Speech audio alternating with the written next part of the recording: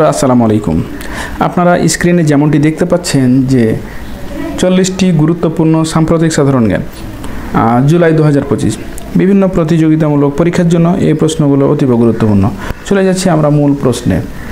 তো আমরা প্রশ্নটা দেখি যে সাম্প্রতিক প্রশ্নাবলী জুলাই 2025। আপনাদের একটা কথা বলে রাখি, যারা এই স্ক্রিনটা আপনারা একটু দেখেন তাহলে বুঝে যাবেন আমি কি বোঝাতে চেয়েছি।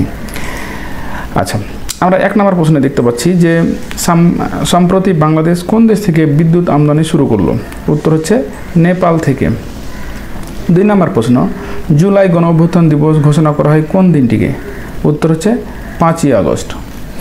3 নম্বর প্রশ্নে আমরা চলে যাচ্ছি, কোন ব্যাংক গুগল পে এর যাত্রা শুরু করে বাংলাদেশে? উত্তর হচ্ছে সিটি ব্যাংক পিএলসি। 4 নম্বর প্রশ্ন, যে বাংলাদেশ সম্প্রতি জাতিসংঘের কোন কনভেনশনে যুক্ত হয়েছে? জাতিসংঘের পানি কনভেনশনে যুক্ত হয়েছে 56তম দেশ হিসেবে। 5 নম্বর প্রশ্নে আমরা চলে যাচ্ছি, বাংলাদেশ বিমান বাহিনীতে যুক্ত হওয়া নতুন রাডারের নামটা কি? GM 403M। আচ্ছা, 6 নম্বর প্রশ্নে আমরা যাচ্ছি, প্রথমবারের মতো বাংলাদেশ কোন দেশে আম রপ্তানি শুরু করে? উত্তর হচ্ছে চীনে। 7 নম্বর প্রশ্নে আমরা যাচ্ছি, বর্তমানে দেশে নদী বন্দরের সংখ্যা কত? উত্তর হচ্ছে 56টি। 8 নম্বর প্রশ্নে আমরা যাচ্ছি, কোন বাঙালি কিংস তৃতীয় চার্লস হারমোনি অ্যাওয়ার্ড লাভ করেন? ডক্টর মোহাম্মদ ইউনুস। 9 নম্বর প্রশ্নে আমরা যাচ্ছি, যে 16 জুলাইকে কী দিবস হিসেবে ঘোষণা করা হয়? উত্তর হবে জুলাই শহীদ দিবস হিসেবে ঘোষণা করা হয়। 10 নম্বর প্রশ্নে আমরা যাচ্ছি, যে জুলাই গণঅভ্যুত্থান দিবস হিসেবে ঘোষণা করা হয় কোন দিনটিকে? উত্তর হচ্ছে 5ই আগস্ট। আচ্ছা, এখানে আরও কিছু চার্ট আছে, চার্টটা একটু দেখে নিই, দিয়ে আমরা নেক্সট প্রশ্নগুলোতে যাব। এই চার্টের দেওয়া আছে যে কৃষি পরিসংখ্যান বর্ষগ্রন্থ 2024 অনুযায়ী আম উৎপাদনের শীর্ষ জেলা হচ্ছে চাঁপাইনবাবগঞ্জ, পাট হচ্ছে ফরিদপুর, আলু উৎপাদন হচ্ছে রংপুর, গম হচ্ছে ঠাকুরগাঁও, পেঁয়াজ হচ্ছে পাবনা, পেয়ারা হচ্ছে চট্টগ্রাম, তুলা হচ্ছে ঝিনাইদহ এবং তামাক হচ্ছে কুষ্টিয়া। আমাদের এই পেজটি ফেসবুক পেজটি মিজান জব স্টাডি ফলো করে রাখতে পারেন, এখানে সে কার্ড আকারে এগুলো ছবি দেওয়া আছে। এবার নেক্সট প্রশ্নে যাচ্ছি, বাজেট 2026। 1 নম্বর প্রশ্ন, বাজেট 2025-26 বাংলাদেশের ইতিহাসে কততম বাজেট? উত্তর হলো 54তম বাজেট। 2 নম্বর প্রশ্ন, 2025-26 অর্থ বছরে বাজেটের আকার কত? 7,90,000 কোটি টাকা, যা মোট জিডিপির 12.7%। আচ্ছা, এবার আমরা যাব 3 নম্বর প্রশ্নে, 2025-26 অর্থ বছরে বাজেটের সাধারণ করমুক্ত আয় সীমা কত? 3.5 লক্ষ টাকা। নেক্সট প্রশ্ন, 4 নম্বর প্রশ্ন, 2025-26 অর্থ বছরে বাজেটে জিডিপি প্রবৃদ্ধির লক্ষ্যমাত্রা কত? উত্তর হচ্ছে 6.5%। 5 নম্বর প্রশ্ন, 2025-26 বাজেটে সর্বোচ্চ কোন খাতে বরাদ্দ রাখা হয়েছে? জনপ্রশাসন খাতে বরাদ্দ রাখা হয়েছে। আপনারা সব প্রশ্নগুলো একটু মনোযোগ সহকারে দেখবেন, বিভিন্ন প্রতিযোগিতামূলক পরীক্ষার জন্য এগুলো গুরুত্বপূর্ণ। আমরা এবার যাচ্ছি আন্তর্জাতিক কিছু প্রশ্ন। আচ্ছা, আন্তর্জাতিক প্রশ্নে আমরা দেখতে পাচ্ছি সাম্প্রতিক কত তারিখে ইসরায়েল ইরানের উপর গুপ্ত হামলা চালায়? 13 জুন 2025 তারিখে। 2 নম্বর প্রশ্নে আমরা দেখতে পাচ্ছি, এখানে ইসরায়েল কর্তৃক ইরানের উপর চালিত অভিযানের নাম কি? Operation rising lion.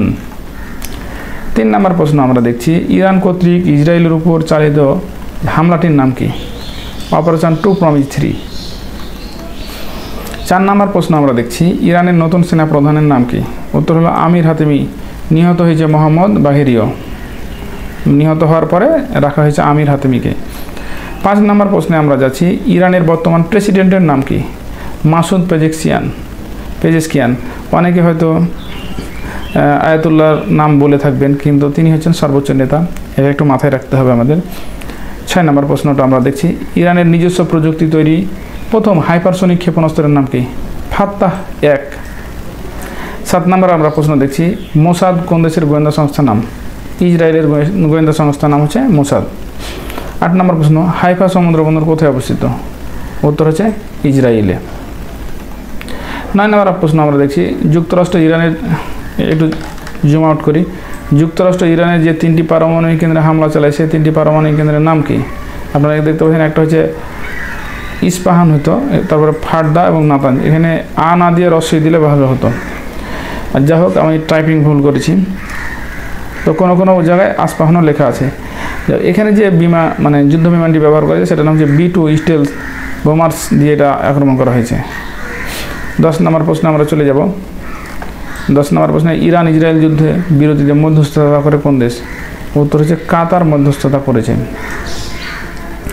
11 নম্বর ইরান ইসরায়েল যুদ্ধ কতদিন স্থায়ী হয়েছিল? যুদ্ধবিরতি যেহেতু 24 জন কার্যকর হয়েছে সেই হিসেবে 12 দিন হচ্ছে, অনেকেই বলবে 13 দিন, কিন্তু আসলে 12 দিন। IRGC এর পূর্ণরূপ কি?